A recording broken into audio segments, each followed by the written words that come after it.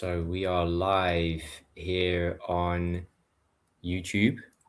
I'm joined here today with my guest Prema Gaia, guest and friend Prema Gaia, who's joining us in Ottawa, Canada, and it's very, very freezing cold, apparently. It's great to have you on here, Prema. Let me give you a wonderful introduction because you certainly deserve it. Prema Gaia is a somatic coach, meditation guide, transformational mentor, and writer with over 25 years of experience exploring embodiment, emotional healing, and nervous system regulation. Her course, Nervous System Support, has over 30,000 students from around the world with hundreds of 5-star reviews. And funnily enough, this will be featured in the training that I will be delivering in the new year in the Embodied Awakening Method. And the numbers keep Prema, so it's going up and up slowly and steadily, isn't it? How are you feeling about that? How are you feeling today? Welcome. I'm feeling good. It's so great to see you. It's really an honor to be here with your online community. Very happy and inspired to connect with everyone. I launched the course about 2.5 years ago. And as they say, you teach what you most need to learn. This is an area that I deeply, deeply needed to learn about for my own journey. And it has really grown exponentially since it launched 2.5 years ago. So it's over 30,000 students and growing regularly. And it's just been such an honor for the work to be able to support so many people. And I'm really excited to share a little bit about it with your community today. And also very excited that I'll be teaching some of these somatic tools for nervous system self-regulation and co-regulation in the 3-month training with you starting in January. That's brilliant. I'm so grateful that you can be featured on my course. We were just talking really about collaborations and reaching far wider when we're sort of cross-pollinating, when we're co-creating, when we're supporting each other in the wider field. Not the old paradigms kind of like competing and things, and it's just not like that anymore. I don't feel, and I feel like so grateful to have you, because you've studied this like intensely for a long time, I'm interested to, if you could share. I already know a bit about your background story, but tell us a little bit about how you found yourself in this position. Yeah, I would love to. So I got into this work, as I shared earlier, this notion of you teach what you most need to learn. So I was brought up in a family where there was a lot of chronic dysregulation. And so for me, that ended up creating like a hyper-vigilant reflex of always checking, am I safe? Is there danger? Can I let down my guard? And so it really set up my nervous system for a long-standing period of being in hyper-arousal. So I'm not sure with the viewers if you're familiar with these terms of hyper-arousal and hypo-arousal. Hyper-arousal is more sort of like the fight or flight, the hyper-vigilant, the always checking for safety or danger. The hypo-arousal is more like a freeze or shutdown, sometimes depression, disassociating. So for me, I had this long-standing trajectory of hypervigilance, which then eventually for a lot of people, it can lead to burnout. Because if you're always tracking for safety or danger, it just uses so much more of your energy that you don't need to be using, because once the danger is no longer present, the hypervigilant reflex can often still be there. So eventually, I got onto a holistic wellness path in my 20s and started, as you shared in my introduction, I've been on a holistic wellness path for 25 years. because of the level of intergenerational trauma, and dysregulation in my family of origin, it really catapulted me onto a path of being very devoted to learning how to heal these things and to liberate myself, heal myself, and support others in doing the same. So I got very, very focused on studying the world's healing modalities, wisdom traditions, and bringing together different ingredients to put in my medicine bag, that were really basically what I ended up doing was like synthesizing what I had studied over the course of hundreds and hundreds of hours of research, and really compiling it down into these very bite-sized, very easy to do, pragmatic, simple things to help self-regulate the nervous system on a daily basis. And for a lot of the people I think watching this call are going to be people who are interested in, holistic healing modalities, body work, and somatics and things like that. So I ended up compiling, and I'll let me know if you can see this okay. Hopefully with my lighting, you can see it okay. But this is a toolkit of several somatic, physical, body-based practices that you can use to come back into your functional range within about 2 to 3 minutes. So this was something that I needed to compile for myself. And it just so happens that way more people than I realized actually also needed this or found this really helpful. And I will say it's so fascinating. And by the way, anyone who would like a copy of this PDF, who's watching this live or who's watching on Facebook or Instagram, you're more than welcome to send me a direct message. My name, you'll find me on Instagram or Prema Gaia, or Instagram or Facebook under Prema Gaia. You can send me a direct message and I'll get you a copy of this PDF.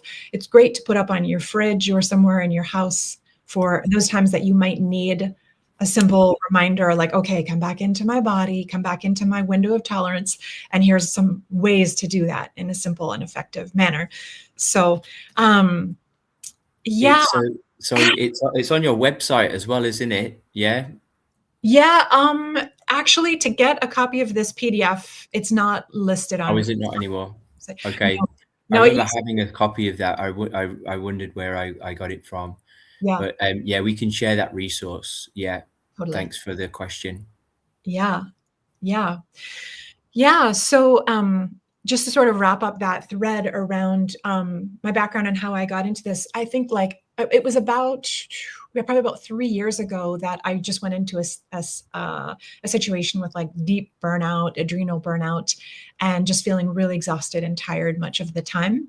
And I just decided to deepen my research and my studies in studying polyvagal theory, the nervous system, brain retraining, self-directed neuroplasticity, everything and anything to do with trauma healing and resolution. Yeah, somatic practices, upregulating breath work, downregulating breath work, balancing breath work. There's so many different things that I just spent hundreds and hundreds of hours researching. And like I said, I eventually synthesized it into a course, which is a 10 session course, about 15 minutes each. That will be included in the training that's starting next month, this beautiful training Ben has put together. And I'll also be teaching, because like I was sharing earlier, a lot of the people that are going to be watching this are people who are wellness practitioners of some form or another. And so having in your toolkit the ability to self-regulate and get yourself back into your zone of resilience, your functional range, within 2 to 3 minutes, no matter what's going on, is a game changer. And also having tools for co-regulation with clients when appropriate, or helpful. And then also tools that you can actually share with your clients so that they can self-regulate within the context of a session if they start getting flooded, if they start getting overstimulated. A lot of people these days, and you and I were talking about this earlier, a lot of people are finding that these extremely stimulating times, these very fast-paced times, a lot of people are finding that they can get flooded or overstimulated more easily because there's just so much information coming at us, or even in large, noisy environments like concerts or airports. some people find that they get flooded. So having tools to come back to center is such a game changer. But then in the context, if you're a transformational facilitator and one of your clients is getting flooded, like having some very effective tools to get them to come back into their body and to come back into a more of a regulated state with, for example, what we're going to be talking about a little bit on this call today is different eye exercises and eye yoga. Because 6 out of 12 of our cranial nerves, we have 12 cranial nerves, 10 of them are emanating from the brainstem and 2 of them from the cerebrum. 6 out of 12, that's half, are connected to functions of the eyes. So eye exercises are an extremely helpful way to self-regulate the nervous system. I learned a lot about this from a wonderful man named Stanley Rosenberg. He wrote Accessing the Healing Power of the Vagus Nerve, and he was a masterful craniosacral educator who taught people how to use these sort of craniosacral inspired techniques that you can use as a self-healer, that you don't need to go to see someone, but you can use and get really effective results. Interestingly, I've had different body workers do certain things where they've said to me, we need to crack your back kind of like strongly because your atlas and your axis, your C1 and C2 cervical vertebra are a little bit out of whack.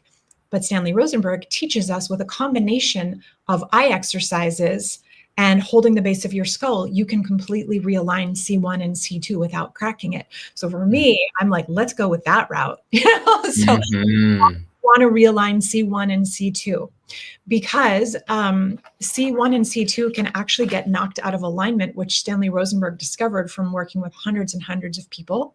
C1 and C2 can actually get knocked slightly out of alignment if you go down a rabbit hole of negative, pessimistic, fear-based thinking. It can actually misalign your C1 and C2 by doing the basic exercise, which we'll do together today, holding the base of your skull and moving your eyes first to the right, then to the left for about 30 seconds on each side. That then brings them back into alignment. This increases the blood flow to the brain stem. It increases the blood flow to the vagus nerve. And then that just helps to get everything circulating again where it was stuck and stagnant. So that's just one example with the eye exercises. And then there's different ear massage techniques. There's vocal toning practices like the VU, which Peter Levine taught and popularized, many different vocal toning practices, breathing techniques, which we can try. Actually, let's try it quickly while we're talking about breathing. Let's just do 2 rounds of the 4-4-4 breathing and just notice what it does for your body. So let's breathe in together for 4 and hold for 4. Exhale for 4 and hold for 4. One more, breathing in for 4. Hold for 4. Exhale for 4 and hold for 4. Let's just do one more for good measure. So breathe in for 4. Hold for 4. Exhale for 4 and hold for 4. And I don't know about you, but I notice a subtle, pleasant difference within 90 seconds of doing that. It's very, the body says, yes, please, more. I really enjoy the hold. There's something in a peace in the stillness in the hold for me. That's what I really noticed. There's this unlocking of my traps and my neck, and just this like downwards, like just dropping into stillness. There's just something about the breath hold for me.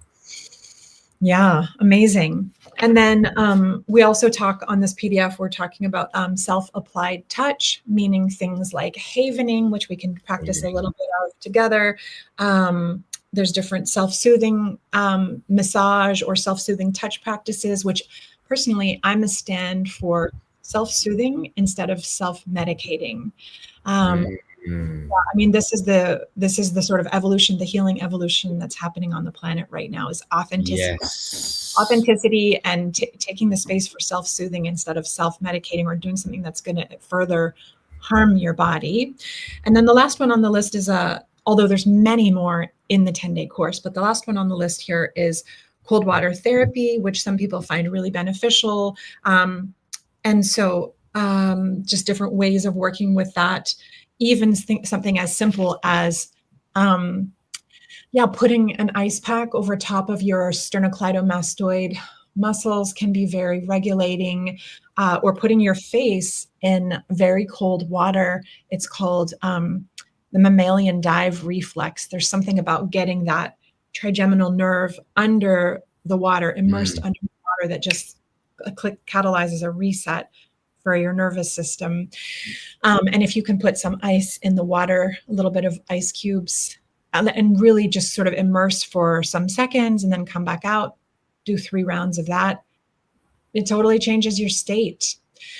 So anything that helps in a holistic way to boost our dose hormones, dopamine, oxytocin, serotonin, endorphins, anything that helps in a holistic, sustainable way to boost those will inherently help to regulate the nervous system. Those things go hand in hand. For myself, I will share vulnerably that for many, many years, one of the ways that I would find my rustic way of boosting my dose chemistry was by eating cookies, cake, ice cream. And that was a real go-to for me for many years. And the sad Mm. thing is that I actually didn't really want all of that chocolate and cake and ice cream. I actually didn't. I wanted my brain chemistry to feel safe, settled, calm, to feel comfortable and relaxed. But I didn't know about somatic tools for self-regulation, and so I was using, a very non-serving, non-sustainable thing. And I think many people watching this video can relate on some level or another. Absolutely, I totally relate. Um, can you speak more about this is it um, the vagal activation regularly is increasing vagal tone. Can you Yeah. and the resilience? It's like training a muscle, isn't it? So the more that you do these, the more resilient we can get, right? Yeah. So this principle of vagal toning is also called building vagal efficiency, which I even like that phrase a little bit better. Building vagal efficiency so that the vagus nerve is functioning more efficiently and effectively.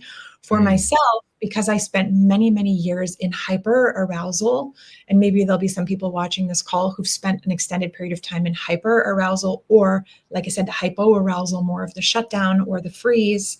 But because I spent a lot of time, a lot of years of my life in a non-regulated state, my vagal tone was really, really impacted. So it's like you said, you can build it. It's like a muscle, building vagal tone, building vagal efficiency. And there's even these, some of you may be familiar with these pulsing devices that go on the ear or in the ear that pulse your vagus nerve to stimulate it. I personally love to take the approach of holistic, somatic, body-based tools to build vagal tone. Many of the tools that I teach in the 10-day course build vagal tone, build vagal efficiency, strengthen, the capacity of the vagus nerve to help when it's time for the vagus nerve to do its job, which is to bring you back into your window of tolerance, to help you regulate either from being overly in hyperarousal or hypoarousal, which is above or below your window of tolerance. The vagus nerve helps to bring us back into that functional range. So when it comes time for us to rest and digest, the vagus nerve can then, turn on and bring us back into a more restorative state. And on that note, I'd love to do one of these eye exercises that I learned from the legendary Stanley Rosenberg from, he was a US master craniosacral educator that lived much of his life in Denmark, and he crossed over just a couple of years ago, but he left a great legacy of these very effective vagus nerve regulation tools, many of which I teach. So yeah, a lot of respect and love for Stanley Rosenberg. So I'd love to invite us to do this one together. He called it the basic exercise. And this is the one, this is the one we were talking about earlier, where you interlace your hands and put them behind your head. And that's the one that helps to realign C1 and C2 and boost the blood flow to your brain stem and to your vagus nerve. So do you want to try this one with me? Yes, please. Okay, great. So we're gonna interlace our hands, put them behind, just holding on to the base of your skull. And so putting your thumbs right underneath of your occiput and right underneath the base of your skull.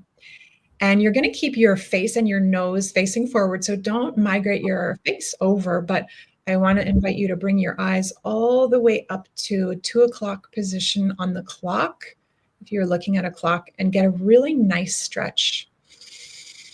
And we're going to breathe there. So both eyes, you will feel a nice stretch, and try again not to move your face. I always kind of move mine a little bit and have to bring it back. So bringing your eyes up, feeling a nice stretch, and let's take some breaths here.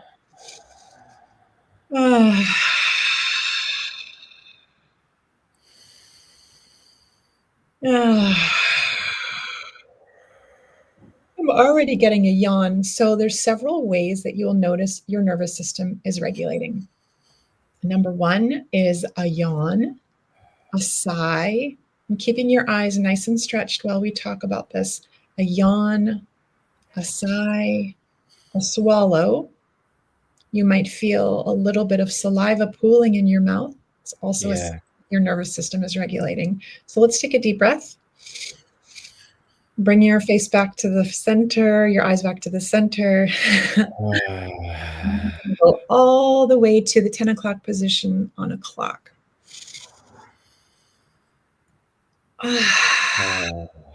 Get a nice stretch, just noticing both eye muscles getting a nice relaxing stretch. I find it very relaxing personally. Some people find it a bit intense, in which case you don't have to stretch your eyes quite as far.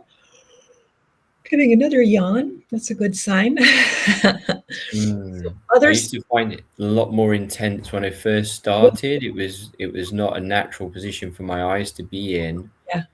And I did feel a stretch. It's like, all nerves have a certain, mobility. Yes. And with these exercises, this nerve mobility improves, so it doesn't feel as weird the more that you do it. So we're just going to take a deep breath together here. And slowly bringing your eyes back to the center. Close down your eyes. Drop your hands into your lap and just check in with your body. Just notice any shifts that you notice. And again, you're welcome to send me a direct message on Instagram or Facebook under Prema Gaia. Let me know how that was for you, any questions that you may have. So again, the ways that you can tell that your nervous system is regulating, and this is very important to know. Again, you might get a yawn, a natural sigh where your body just goes, a swallow, some saliva pooling in your mouth, or you may notice that your thoughts have slowed down a little bit. You may notice your breathing has slowed down a little bit. These are all signs that your nervous system is regulating. And I like to make a little joke of, like, for example, if you're on a first date with a new person and you're sitting with them at dinner or something, and you just notice your system going, that's a really, really good sign about that person. Yeah, true. That's a good point. Really, your nervous system feels really relaxed in their presence. That's a really good green flag. Green flag. And if you have saliva pooling in your mouth, that could be good for a variety of reasons. Yeah. So anyway, that's a conversation for another webinar. Anyway. Brilliant. Yeah, I love these. It's been recommended to me, I mean, this is where it came from for you, to have a toolbox, Yeah, because some of these tools will really stick out as something great to do, and then some of them might not be as effective, or some of them you might not want to, put ice cold water on your face or have cold showers or whatever. always I available. personally adore them. I can't get, this is one of the things that I enjoy about winter, is that the cold water is actually freezing cold and I get a real buzz out of it. Totally. But there's tons and tons of stuff that you can explore and experiment with, not Yeah. just on this like little PDF thing, but Prema goes into this um, in so much detail in the course. Yeah. Um, Talking yeah. about getting to the root of why has your system been getting dysregulated in the first place, and how to really get to the root with regards to lifestyle changes, changing your sleep schedule, understanding your body's circadian rhythms, your connection to nature, and many, many things like that. And there's one other thing that I wanted to share. Ben, have you ever been in uh, a body work session with someone where they've gotten overstimulated or they've gotten flooded, where some of their material gets brought up? I guess I think it happens to everyone at some point in time, right? Yeah, of course. This is what the body work is supporting people to do, to Oh, feel wow. safe enough to express these stored emotions that are in the body, in the nervous system, in the fascia. So yeah, sometimes people can express that in, very powerful ways. Yeah, So as a body worker, it's incredibly important to stay regulated, to totally. be with that person without it impacting my internal state. Totally. Yes. And because I have been on such a deep healing path for so many years, I've definitely found myself, and I'll just share this for those that find it helpful. I've definitely found myself in contexts of going to different, like, healing retreats, or going to different healing sessions with certain facilitators where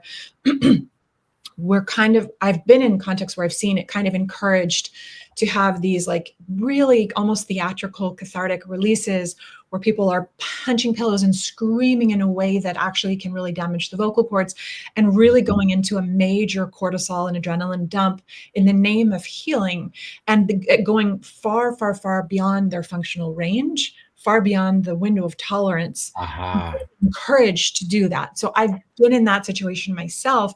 And what I learned for myself is, then I found that I would be completely knocked out for like 24 hours, unable to do anything, and like Mm. major adrenal fatigue, like relapse, So Mm. just as a note to anyone watching that this might be relevant for, because there's many different schools of thought with regards to healing. I will share, and obviously anything I share at any point is take what resonates and leave the rest. I do believe that each one of us is our own greatest healer. That's like a principle Mm. that I live by.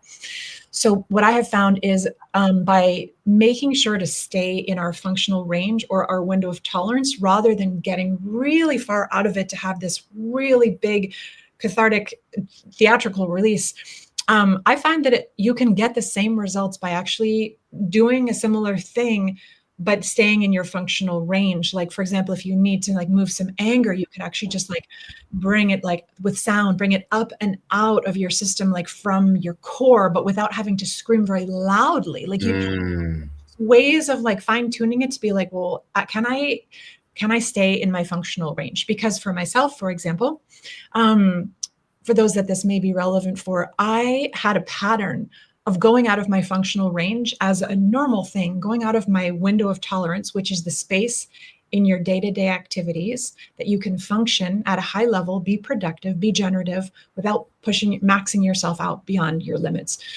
I had a pattern for many years. And I feel like often in our society, even like, for example, in medical school or something, people are like usually, well, sometimes people are like applauded for going out of their functional range. Like, you're such a dedicated student working till 2 a.m. This is so great. So I just, the way that what I teach is to, as much as possible, stay in your functional range if you are on a journey of healing your nervous system and healing your stress organs.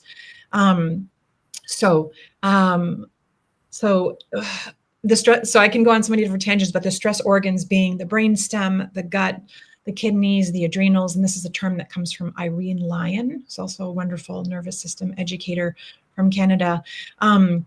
But just to say, so staying in our functional range, I used to have a pattern of going out of my window of tolerance multiple times a day, every day. That was like a normal thing for me.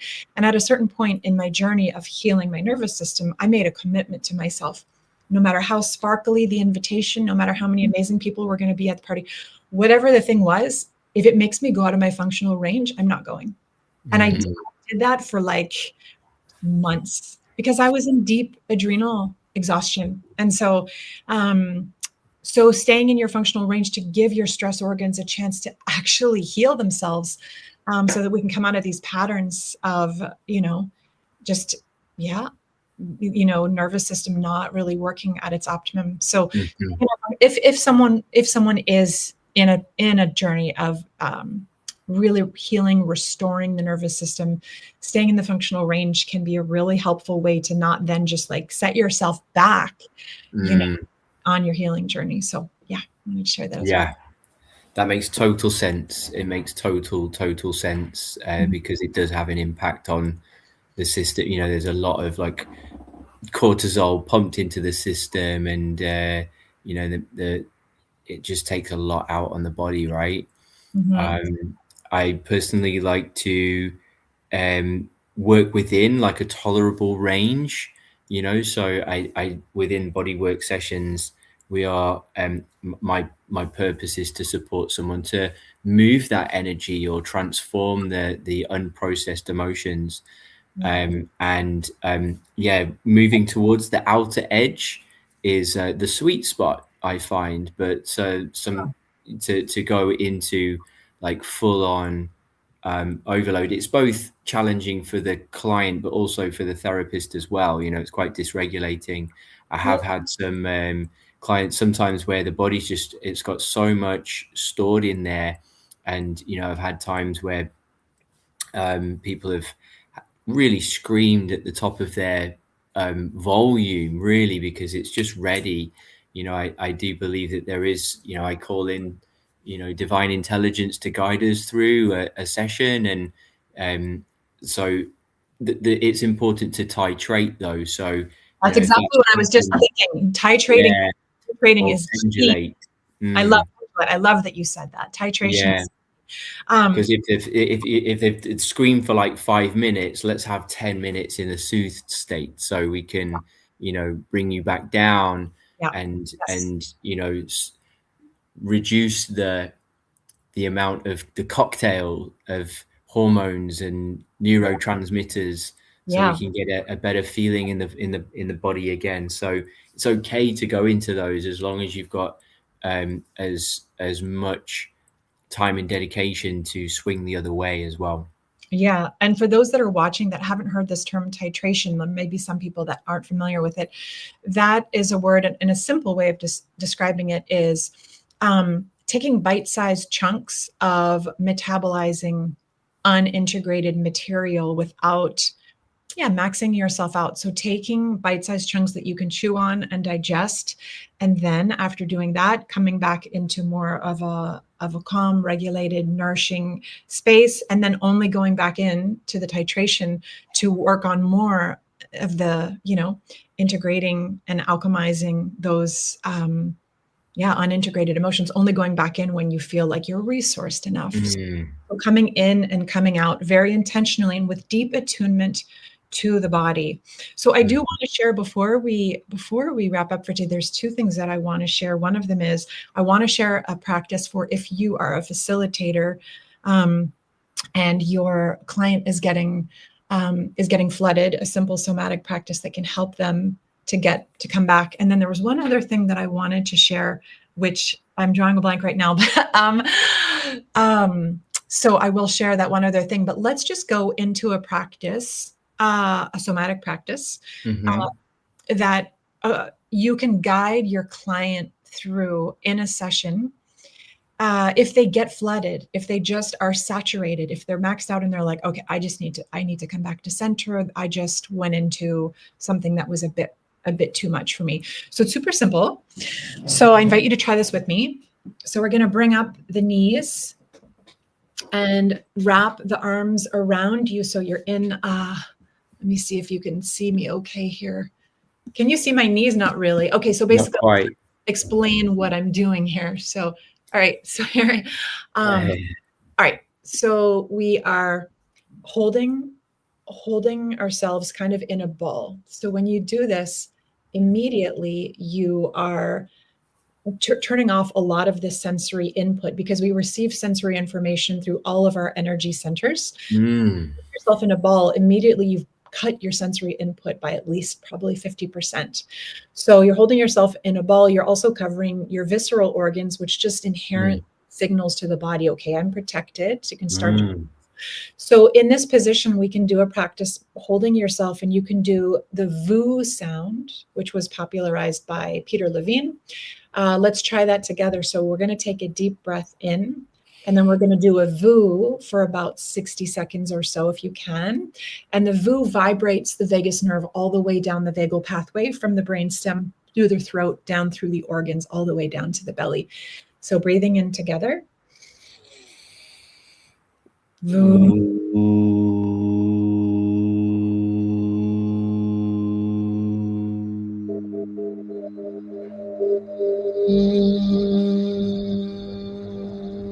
And taking another deep breath.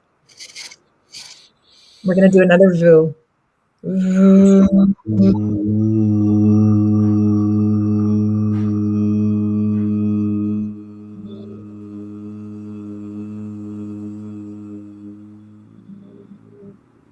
And we're going to try one other thing, which is called Brahmari breathing. So you're going to plug both of your ear flaps closed fully, and you're going to make a sound like a bumblebee, which is like, So let's try that together, plugging both of the ear flaps and making that sound. Okay, so let's try that one. Deep breath.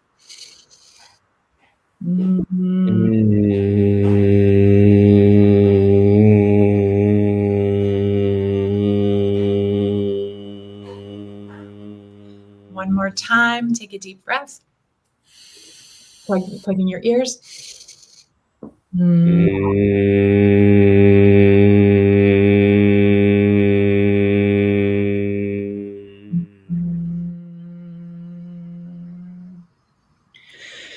And noticing which of those two vocal toning practices your body responded to better, and just taking note of that. My body really likes the Brahmari.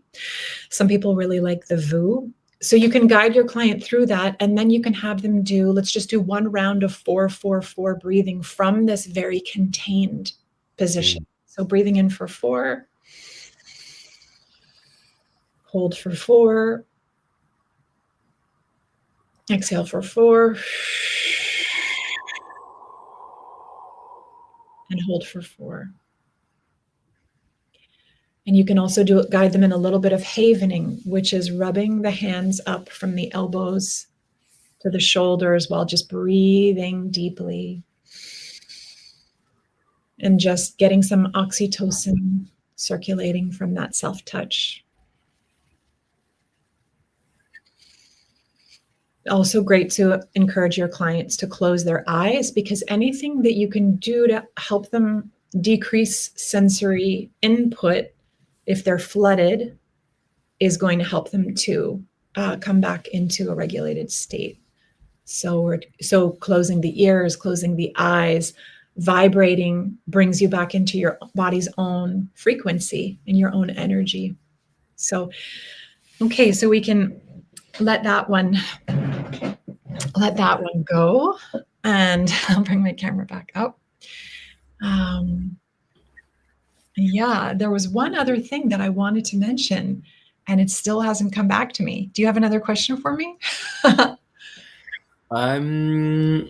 So I think we've covered it well. There's value in doing these. You've remembered, yeah, great. Okay, I remembered. Okay, now I'm not sure how many people watching this call have heard of this term called interoception. Interoception, INTEROCEPTION, interoception. So interoception is our ability to track our body's signals. So interoception can include noticing, oh, I'm thirsty. I need to drink some water, or I'm hungry. Interoception can also include emotion sensations. Like if someone says something really aggressive, we might notice some heartache. My heart hurts. That's also part of interoception.